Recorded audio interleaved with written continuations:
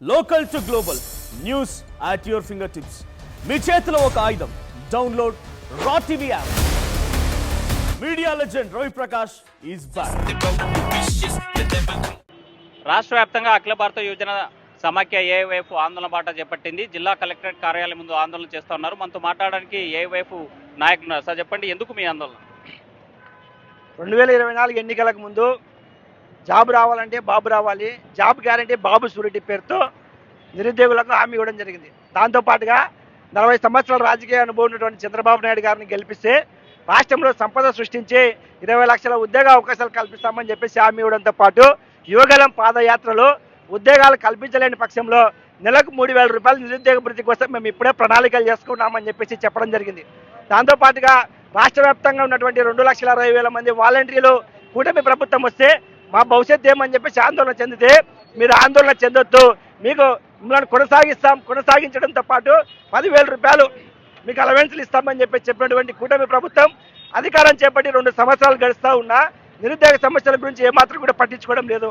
కాబట్టి ఏఐవైఎఫ్గా నెల 12 నుంచి బడ్జెట్ సమావేశాలు ప్రారంభమవుతూ ఉన్నాయి. కాబట్టి జాబ్ క్యాలెండర్ పైన ఒక ప్రకటన ఇవ్వడంతో పాటు నిరుద్యోగ వృత్తి కోసం బడ్జెట్లో ప్రత్యేక నిధులు కేటాయించాలని చెప్పేసి డిమాండ్ చేస్తూ రాష్ట్ర వ్యాప్తంగా ఆందోళన చేస్తూ ఉన్నాం.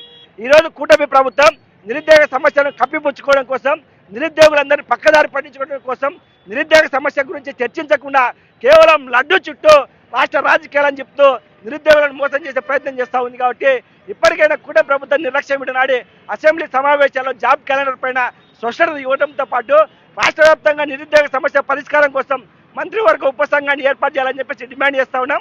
అలా కాని పక్షంలో ఏఐవైఎఫ్గా అసెంబ్లీని ముట్టడిస్తామని చెప్పేసి ఏఐవైఎఫ్గా హెచ్చరిస్తూ ఉన్నాం. రాష్ట్ర ప్రభుత్వం ఎందుకు నిర్లక్ష్యం వహిస్తుంది నిరుద్యోగుల పట్ల?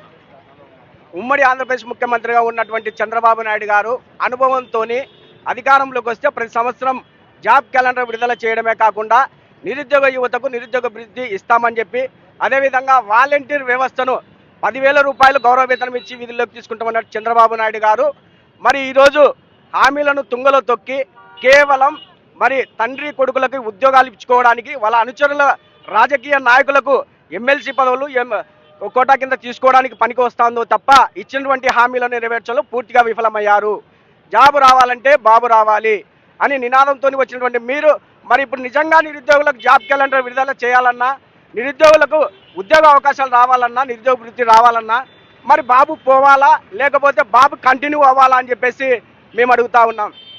కాబట్టి మరి తక్షణమే ఈ నెల 12న జరుగుతున్న అసెంబ్లీ సమావేశాలలో నిరుద్యోగ సమస్యలపై చర్చించేందుకు మంత్రివర్గ ఉపసంఘం ఏర్పాటు చేయాల్సిందే.